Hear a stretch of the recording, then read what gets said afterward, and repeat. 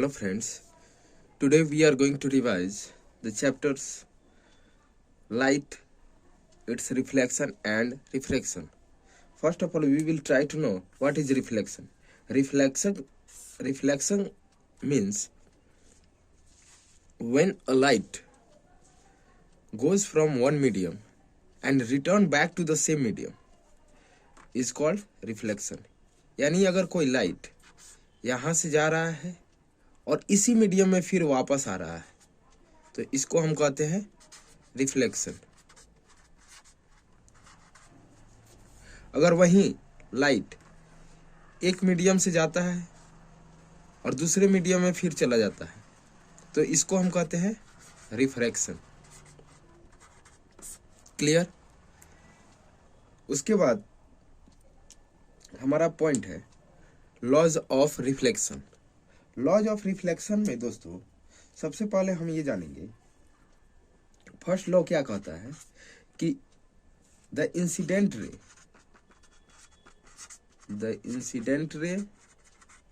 The reflected ray and the normal all lie on the same plane। यानी अगर ये कोई सरफेस हो गया, इस पे एक लाइट रिफ्लेक्ट होगा, ये आया, ये इंसिडेंट रे हो गया और यहां से फिर ये रिफ्लेक्ट हो गया तो ये हमारा आर हो गया।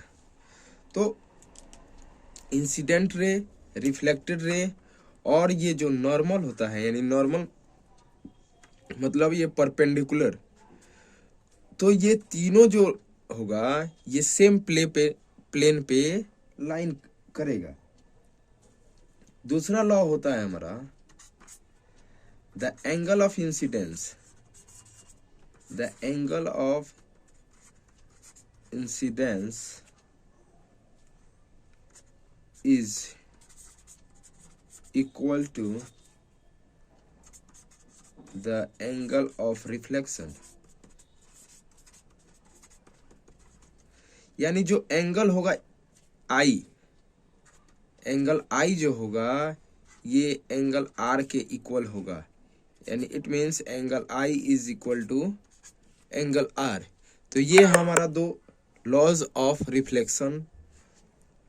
फर्स्ट लॉ क्या कहता है कि जो इंसिडेंट रे और रिफ्लेक्टेड रे होगा और ये नॉर्मल होगा, ये तीनों एक ही प्लेन पे लाइन करेंगे। ये कोई प्लेन हो गया, कोई सरफेस हो गया हमारा, ये तीनों एक ही सरफेस पे लाई करेंगे। उसके बाद है कि जो एंगल ऑफ इंसिडेंस होगा, एंगल ऑफ इंसिडेंस दोस्तों हम नॉर्मल से मापते हैं, तो नॉर्मल से एंगल ऑफ इंसिडेंस जो होगा और एंगल ऑफ रिफ्लेक्शन होगा वो दोनों क्या होगा, इक्वल होगा। अब हम बात करेंगे दोस्तों laws of refraction.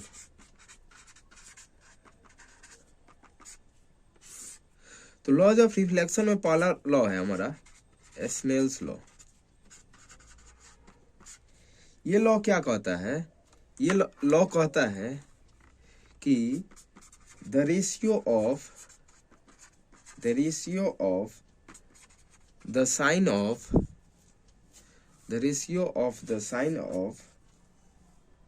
Angle of incidence to the sine of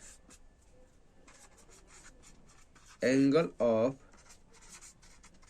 refraction is always constant। यानी ये लॉ जो है ये कहता है कि जो रेशियो होगा किसका,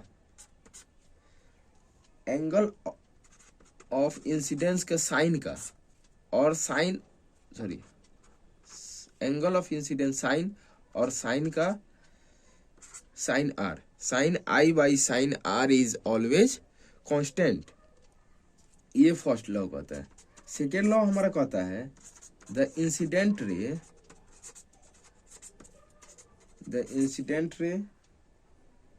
द रिफ्रैक्टेड रे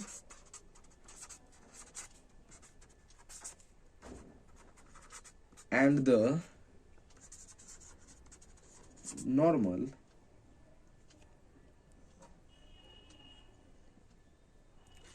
at the point of incidence all lie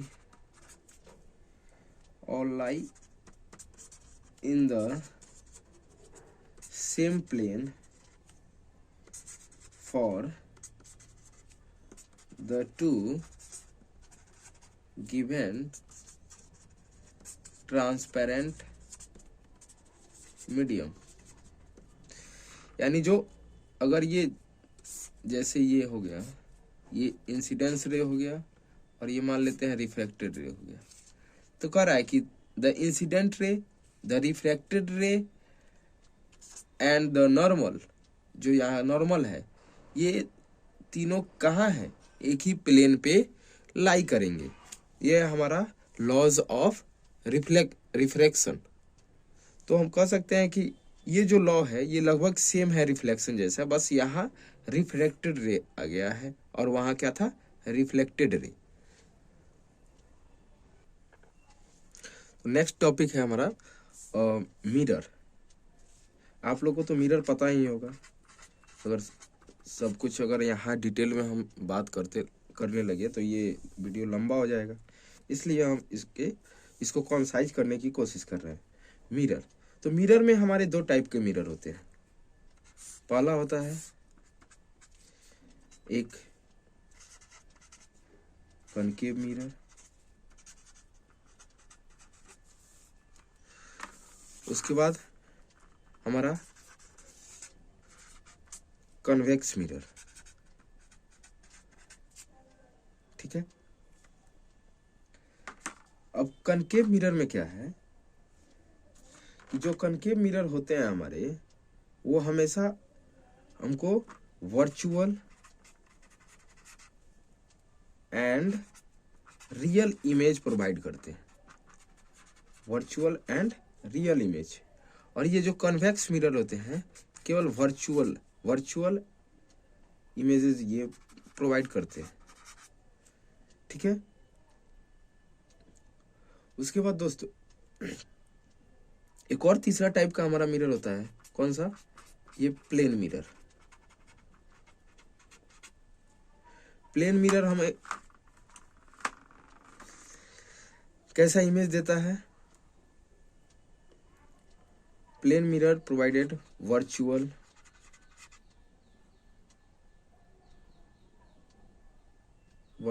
image and same size at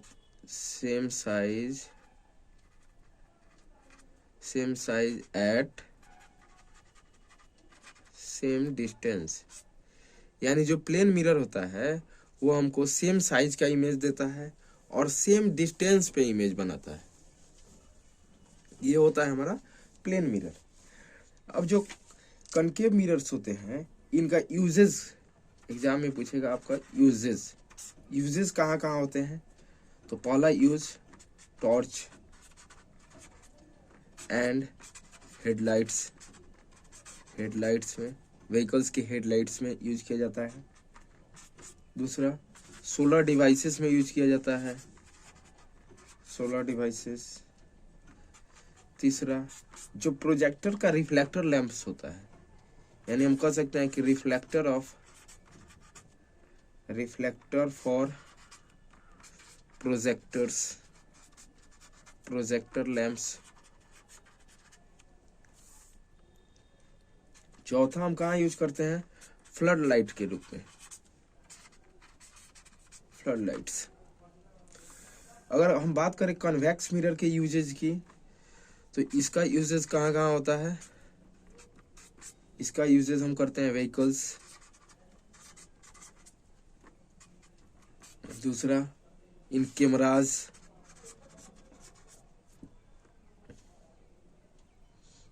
तीसरा for security purposes, security purposes.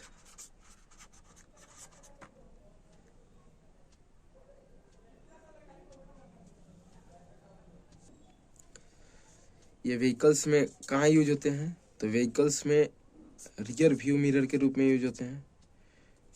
Rear view mirror, इसको हम लोग साइड मिरर भी कहते हैं। वो मिरर जिससे ड्राइवर पीछे की गाड़ियों को देखता है कि कौन सी गाड़ी पीछे से आ रही है। तो ये हमारा हो गया कन्वेक्स मिरर का यूजेस, और ये हमारा हो गया कनकेव मिरर का यूजेस। तो ये मिरर से यूजेस से जरूर क्वेश्चंस आते हैं। नाउ लेंसेस भी हमारे मेनली दो टाइप्स के हमको पढ़ने हैं। एक कनकेव लेंस और एक कन्वेक्स लेंस। ठीक है, अब कनकेव लेंस का जो मेन यूजेस, हमको यूजेस पढ़ने हैं। तो कन्वेक्स लेंस का यूजेस जो है ये कहाँ कहाँ यूज है? तो पहला, इन मैग्नीफाइंग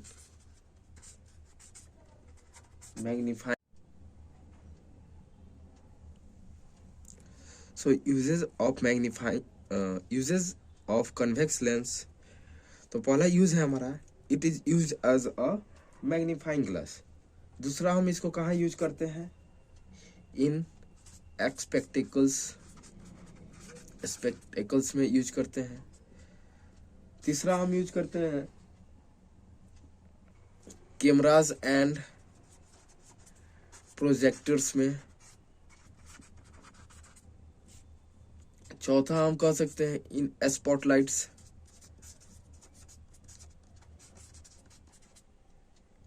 इन थिएटर स्पॉटलाइट्स, थिएटर के स्पॉटलाइट्स के रूप में। उसके बाद as objectives and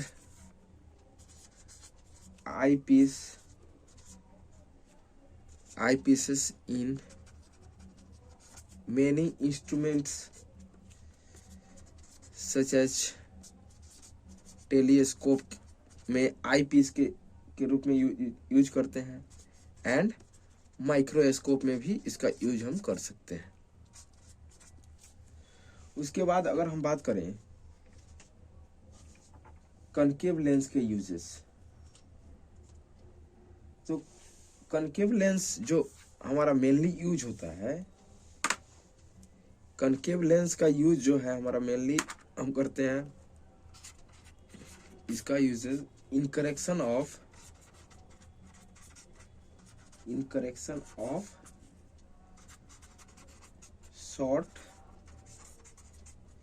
short sightedness को दूर करने में हम इसका यूज करते हैं। इसके बाद हम बात करते हैं मैग्निफिकेशंस। तो मैग्निफिकेशंस, अब ये मैग्निफिकेशंस जो होता है, मैग्निफिकेशंस में हमको बात करना है दोनों का, एक मिरर का और दूसरा हमको लेंस का।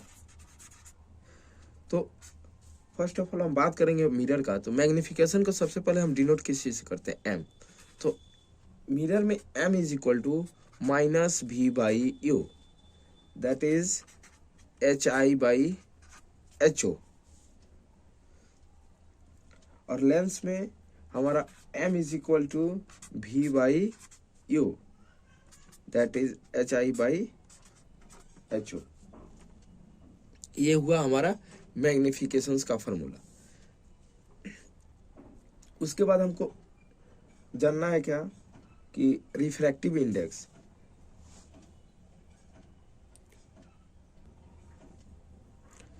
तो हम इसके बाद अब जानेंगे कि रिफ्रैक्टिव इंडेक्स क्या होता है। रिफ्रैक्टिव इंडेक्स, तो रिफ्रैक्टिव इंडेक्स हम कह सकते हैं refractive index of medium two with respect to medium first. Medium first के रिस्पेक्ट में जो सेकेंड का रिफ्रैक्टिव इंडेक्स होगा तो वो कैसे पता चलेगा? Velocity of light in medium one by velocity of light in medium two. यानी यहाँ क्या कह रहा है कि मीडियम वन के रिस्पेक्ट में हमको किसका रिफ्रैक्टिव इंडेक्स निकालना है? मीडियम टू का। तो हम सबसे पहले लिखेंगे velocity of light in medium one. Medium one में लाइट का स्पीड कितना है, वेलोसिटी, और by velocity of light in medium two. अब देखिए दोस्त, यहाँ पे वेलोसिटी जो है, वेलोसिटी से वेलोसिटी का यूनिट कैंसिल आउट हो जाता है, इसलिए क्या होता है कि इट हैज नो यूनिट। तो आपसे क्वेश्चन एमसीक्यू के रूप में पूछा जा सकता है, what is the unit of refractive index? तो आप लोग उसमें आंसर में लिखेंगे no unit, it has no unit. ये जो हमारा सेशंस है ये हमारे ऑब्जेक्टिव क्वेश्चंस के लिए बहुत इंपॉर्टेंट है। तो इसमें अब हम देखते हैं power of lens. Power of lens, power of lens क्या होता है कि power of lens, power is, ये किस चीज में मेजर किया जाता है? Measure in dioptre. डायोप्टर में हम इसको मेजर करते हैं, जिसको डिनोट करते हैं हम डी से, और इसका फॉर्मूला क्या होता है? P is equal to 1/f। f यानी f is equal to focal length, और ये किस में होता है? In metre. मीटर में हम इसको लिखते हैं पावर ऑफ लेंस को, P is equal to 1/f, और पावर ऑफ लेंस का यूनिट क्या हो जाएगा? डायोप्टर। उसके बाद अब हम बात कर लेते हैं फॉर्मूला फोकल लेंथ का। Formula for focal length. अब इसमें दो फोकल लेंथ में हमारा दो टाइप्स का हो जाएगा फोकल लेंथ, एक मिरर के लिए और दूसरा लेंस के लिए, जिसको कहते हैं मिरर फार्मूला और इसको कहते हैं लेंस फार्मूला। मिरर फार्मूला में हमारा क्या हो जाएगा? 1/f is equal to 1/v plus 1/u, और लेंस फार्मूला में क्या हो जाएगा? 1/f is equal to 1/v minus 1/u। ये हमारा हो जाएगा लेंस फार्मूला। ठीक है दोस्तों, तो ये हमारा ऑब्जेक्टिव क्वेश्चंस के नज़रिए से ये बहुत ही इंपॉर्टेंट ये सब क्वेश्चन फॉर्मूले हैं। अब हम बात करते हैं formation of image by concave mirror. तो पहला में, अगर ऑब्जेक्ट हमारा इन्फिनिटी पे रहेगा, अगर ऑब्जेक्ट हमारा इन्फिनिटी पे रहेगा तो इसका इमेज कहाँ बनेगा? फोकस पे, और ये प्रिंसिपल फोकस हो जाएगा। और नेचर कैसा होगा? Real, inverted and extremely diminished, बहुत ही छोटा। इन्फिनिटी से अगर हम किसी चीज़ को अगर ऐसे भी हम दूर से देखेंगे तो बहुत कम दिखता है, वैसे ही इसमें इन्फिनिटी पे अगर ऑब्जेक्ट को रखेंगे तो इमेज कैसा बनेगा? बहुत ही छोटा, एक्सट्रीमली डिमिनिश्ड। उसके बाद कह रहा है कि सेंटर ऑफ कर्वेचर के बियॉन्ड, सेंटर ऑफ कर्वेचर के जस्ट पास में अगर उसके आगे रखा जाए तो वो क्या होगा? तब इमेज कहाँ बनेगा? तब इमेज बनेगा हमारा प्रिंसिपल फोकस और सेंटर ऑफ कर्वेचर के बीच में, यानी F और C के बीच में बनेगा।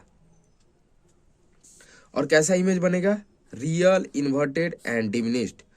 अभी भी क्या बनेगा, छोटा इमेज बनेगा। उसके बाद अगर हम इसको रखते हैं कहाँ पे, सेंटर ऑफ कर्वेचर पे। अगर सेंटर ऑफ कर्वेचर पे रखेंगे तो इमेज कहाँ बनेगा, सेंटर ऑफ कर्वेचर पे ही बनेगा, और रियल बनेगा, इन्वर्टेड बनेगा और इक्वल बनेगा।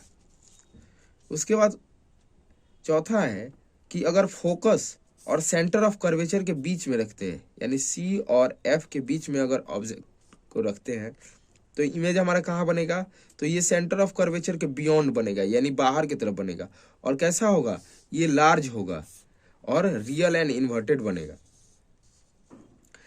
उसके बाद प्रिंसिपल फोकस पे अगर रखते हैं, अगर इमेज को ही फोकस पे रख दिया जाए तो इन्फिनिटी पे बनेगा। पहले अगर इन्फिनिटी पे था तो फोकस पे बन रहा था, अगर फोकस पे रख दिया जाए तो कहाँ बनेगा, इन्फिनिटी पे, और एक्सट्रीमली मैग्नीफाइड, बहुत बड़ा बनेगा। अगर between the pole and the principal focus, अगर पोल के पास और प्रिंसिपल फोकस के बीच में रखा जाए तब ये इमेज कहाँ बनेगा, बिहाइंड द मिरर, मिरर के बाहर बनेगा। और कैसा बनेगा, वर्चुअल, इरेक्ट एंड मैग्नीफाइड। तो हमारे ऑब्जेक्टिव क्वेश्चंस यहाँ से बन सकते हैं। कैसे, कि अगर पूछेगा कि कनकेव मिरर के किस केस में हमारा जो ऑब्जेक्ट होता है वो इमेज जो होता है वर्चुअल, इरेक्ट एंड मैग्नीफाइड बनता है, तो ये कब बनता है, जब ऑब्जेक्ट हमारा पोल और प्रिंसिपल फोकस के कहाँ रहेगा, बीच में रहेगा। इसको याद हम कैसे कर सकते हैं कि अगर इन्फिनिटिव से आ रहा है, यानी अगर दूर से आ रहा है तो ये एफ के पास बन रहा है, थोड़ा सा और घसक गया इधर तो ये सी के पास आ गया, तो ये भी इधर थोड़ा सा आ गया, तो सी और एफ के बीच में। यहाँ सी पे आया तो यहाँ भी सी पे बनाया। अगर सी के और एफ के बीच में आया तो सी के ये बाहर चला जाएगा। अगर ये इन्फिनिटी पे चला गया तो ये कहाँ बनेगा, एफ पे। और जब एफ और पोल के बीच में आ गया तो ये कहाँ बनेगा, वर्चुअल एंड इरेक्ट और मिरर के बाहर बनेगा। तो ये रहा हमारा formation of image by concave mirror. अब हम बात करते हैं दोस्तों image formations by convex lens. तो इमेज फॉर्मेशन बाय, तो पहला केस में हमारा कैसे बनेगा, जब ऑब्जेक्ट कहाँ रहेगा, इन्फिनिटी में। जब इन्फिनिटी पे ऑब्जेक्ट रहेगा तो हमारा जो इमेज बनेगा ये फोकल लेंथ f2 पे बनेगा। और ये कैसा होगा, रियल होगा, इन्वर्टेड होगा और डिमिनिश्ड होगा, छोटा होगा। और इसका यूज कहाँ किया जाता है, टेलीस्कोप में।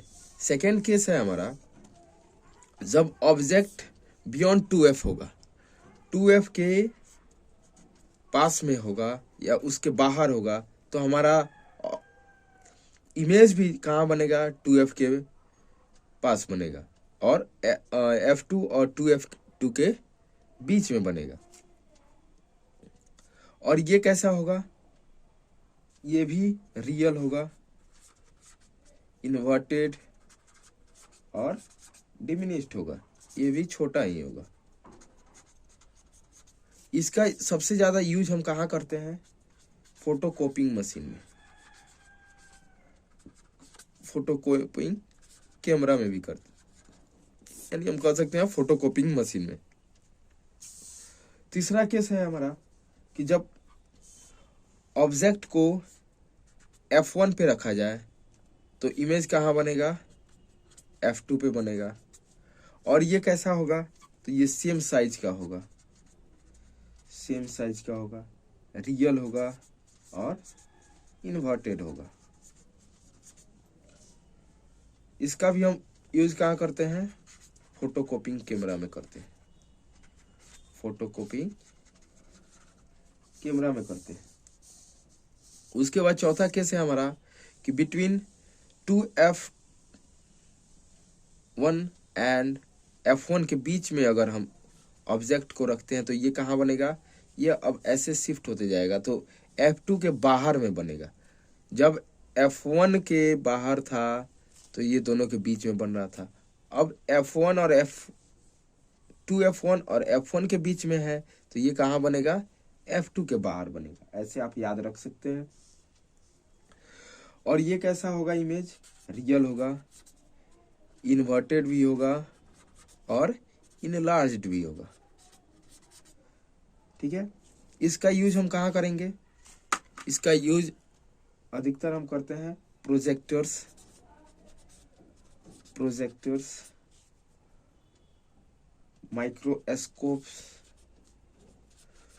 माइक्रोस्कोप्स में भी यूज किया जाता है। पांचवा है कि जब हम F1 पे रखेंगे इमेज को, जब F1 पे रखेंगे तो कहाँ बनेगा, ये इन्फिनिटी पे बनेगा। जैसे हमने देखा कि कनकेव मिरर में क्या हो रहा था, वहां पे हम ऑब्जेक्ट को रख रहे थे कहाँ, जब फोकस पे, तो वो इन्फिनिटी पे बना रहा था। वैसे ही यहाँ F1 पे रखेंगे तो क्या होगा, ये इन्फिनिटी पे बनेगा। और ये कैसा होगा image, real, very large and inverted होगा। ठीक है, इसका यूज हम कहाँ करते हैं, थिएटर स्पॉटलाइट्स में, थिएटर स्पॉटलाइट्स। ठीक है, अब चौथा केस है हमारा, चौथा नहीं सॉरी छठा केस है हमारा कि जब ऑब्जेक्ट ये सेंटर ये पोल और F1 के बीच में रहेगा, यानी O और F1 के बीच में रहेगा, तब हमारा ये कहाँ बनेगा, तो ये ऑब्जेक्ट के ही साइड में बनेगा, ऑब्जेक्ट के साइड में बनेगा image, on the same side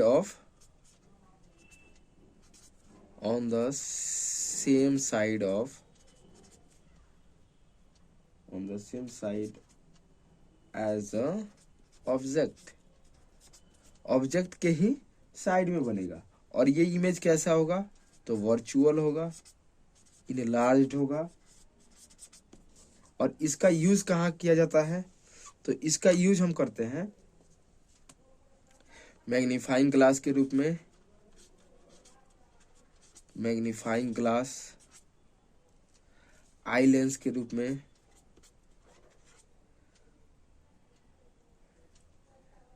eye lens of many instruments, और एक्सपेक्टेकल्स के रूप में भी यूज किया जाता है, एक्सपेक्टेकल्स फॉर लॉन्ग साइट, दूर देखने के लिए एक्सपेक्टेकल्स में इसका यूज किया जाता है कि अगर ये पास में रहेगा और बड़ा हमको करके दिखाएगा तो इसका यूज हम एक्सपेक्टेकल्स में भी कर सकते हैं। ठीक है, तो ये रहा हमारा आज का chapter, reflection and refraction. Next video में हम देखेंगे दूसरे चैप्टर का। तब तक के लिए धन्यवाद।